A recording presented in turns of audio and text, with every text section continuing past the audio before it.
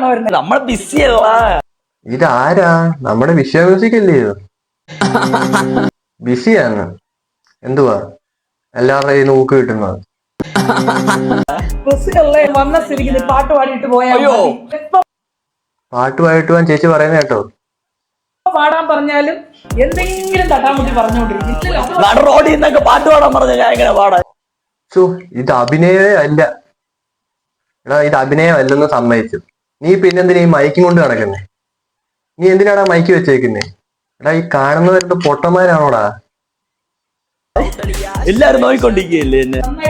എടാ എല്ലാരും നോക്കിക്കൊണ്ടിരിക്കുവാണെങ്കിൽ എന്തിനാടാ വീഡിയോ എടുത്തേക്കുന്നേ? Super item. ചുമ്മാ സീരിയസ് ആയിട്ട് എന്നാ നോക്കാം. നന്നായിട്ട് പാടണം. എന്തായാലും ഇത് ഇവന്റെ അഭിനയമാണെന്നുണ്ടെങ്കിൽ ഇവൻ ഓസ്കാർ അല്ല, വാഴ വെട്ടിയ ഇലയാ കൊടുക്കണ്ടേ.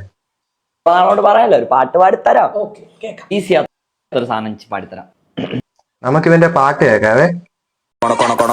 ഓ വേണ്ട, ഇത് ഈ കൊണകൊണ കേക്കണ്ട, ഇതിലും ഭേദം കേൾക്കാതിരിക്കുന്ന.